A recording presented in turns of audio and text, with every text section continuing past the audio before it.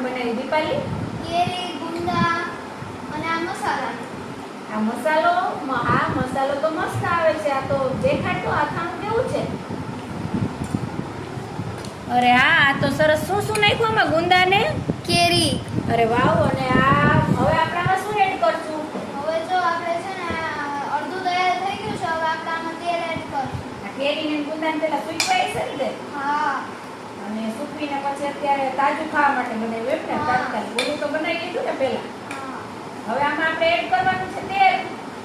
અને જો તમને અનુકૂળ હોય બીજું કંઈ એડ કરવાનું તો તમે જેમ કે ગાજર, ખારેક એવું બધું એડ કરી શકો છો. હા, એવું બધું પણ આપણે આમાં નાખી શકીએ. હવે આપણે આમાં તેલ નાખવાનું છે. દીપાલી બેન તો શીખે છે અથાણું ને આવડી ગયું છે. તેલ નાખી દે બેટા.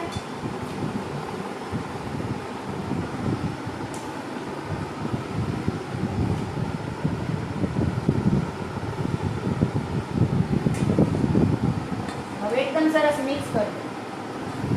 ધીરે ધીરે.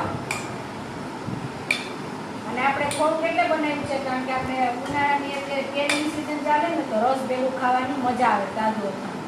ઓલું તો આપણે બહેણી ભરી લઈએ છીએ આખા વર્ષ માટે. આ આપણે તાજું ખાવા માટે થોડુંક બનાવ્યું છે. અને દીપાલી બેનને જો સરસ આવડી ગયું છે ઓલમોસ્ટ. આ વખતે તો બનાવે જ છે એ દર વખતે આવું અથાણું એવું એને બહુ બનાવતું. સરસ હલાવી નાખ્યું છે. તેલ હજી નાખવું પડશે એવું લાગે છે. આપણે પૂછી લઈએ બધાને ખબર. તેલ આમાં નાખ્યું છે. અમે એટલે જલાઈ હતી નીચેથી. હા, વેરી ગુડ. એટલે આપણે છે ને એક દિવસ રાખશું ને એટલે સરસ મસ્ત અથાણું આખું મિક્સ થઈ જશે. અને પછી આપણે આને બરણીમાં ભરી લેશું અને તાજું ખાવાની વધારે મજા આવે. આપણે દીપાલી બેનને થોડુંક કંઈ કેવી રીતના આવી રીતના આમ પકડી અને મસ્ત નીચેથી આવી રીતના કરશે ને કારણ કે નાના બાળકોને બધી વસ્તુ આપણે શીખડાવવી પડે પછી એને આવડી જાય. હા, રેડી. આ એવી રીતના થઈ ગયું કે નહીં? હવે સરસ મિક્સ થઈ ગયું છે ને બોરોય આપણે મસ્ત એકદમ સ્વાદવાળો સુગંધ આવવા માંડી છે. એટલે અથાણું આપણું છે રેડી.